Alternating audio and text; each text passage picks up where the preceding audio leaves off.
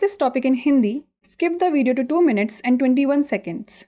Hello everyone, welcome to another episode of Legal Update. Today's topic of discussion is SARFAESI Act. First, let us see why is it in the news. Recently, in the case of Kasturi Devi Shitalya Private Limited and another versus the Presiding Officer Debt Recovery Tribunal and another, the Allahabad High Court determined that decisions regarding court fees are appealable under the Securitization and Reconstruction of Financial Assets and Enforcement of Security Interest Act of 2002.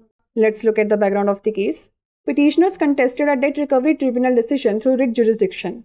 The respondents' counsel argued the writ petition was inadmissible, pointing to the available appeal route under Section 18 of the Securitization and Reconstruction of Financial Assets and Enforcement of Security Interest Act of 2002.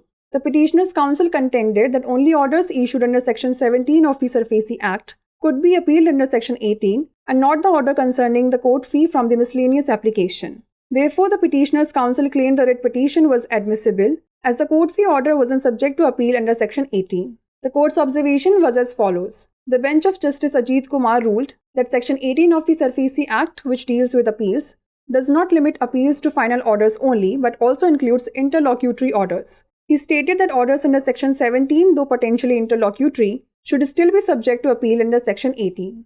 Let's now discuss what is the SARFAESI Act of 2002. SARFAESI Act stands for Securitization and Reconstruction of Financial Assets and Enforcement of Security Interest Act. This act allows banks and other financial organizations to recover bad loans effectively. This act can be utilized to tackle the problem of non-performing assets through different procedures. This act makes the intervention of court unnecessary in the case of secured loans. Before we wrap up, here's a question for you.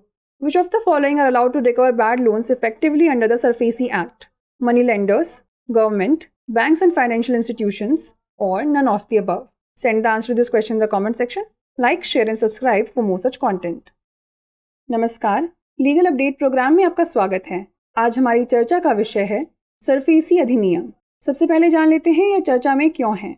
हाल ही में कस्तूरी देवी शीतल्य private limited एवं अन्य बनाम पीठासीन अधिकारी ऋण वसूली न्यायाधिकरण एवं अन्य के मामले में इलाहाबाद उच्च न्यायालय ने निर्धारित किया कि न्यायालय शुल्क से संबंधित निर्णय वित्तीय आस्तियों के प्रतिभूतिकरण एवं पुनर्निर्माण तथा प्रतिभूति हित प्रवर्तन अधिनियम 2002 यानी SARFAESI अधिनियम के अंतर्गत अपील योग्य हैं।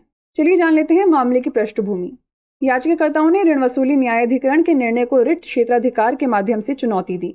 प्रतिवादी के वकील ने तर्क दिया कि रिट याचिका अस्वीकार्य है और उन्होंने वित्तीय आस्तियों के प्रतिभूतिकरण एवं पुनर्निर्माण तथा प्रतिभूति हित प्रवर्तन अधिनियम 2002 की धारा 18 के अंतर्गत उपलब्ध अपील मार्ग का हवाला दिया। याचिकाकर्ता के वकील ने तर्क दिया कि केवल SARFAESI अधिनियम की धारा 17 के तहत जारी आदेशों के विरुद्ध धारा 18 के तहत अपील की जा सकती है, न कि विविध आवेदन से संबंधित न्यायालय शुल्क से संबंधित आदेश के विरुद्ध। इसलिए याचिकाकर्ता के वकील ने दावा किया कि रिट याचिका स्वीकार्य है क्योंकि न्यायालय शुल्क आदेश धारा 18 के तहत अपील के अधीन नहीं है। न्यायालय के अवलोकन की बात करें तो न्यायमूर्ति अजीत कुमार की पीठ ने फैसला सुनाया कि SARFAESI अधिनियम की धारा 18 जो अपील से संबंधित है, अपील को केवल अंतिम आदेशों तक सीमित नहीं करती है बल्कि इसमें अंतरिम आदेश भी शामिल हैं। उन्होंने कहा कि धारा 17 के तहत आदेश हालांकि संभावित रूप से अंतरिम है, फिर भी धारा 18 के तहत अपील के अधीन होने चाहिए।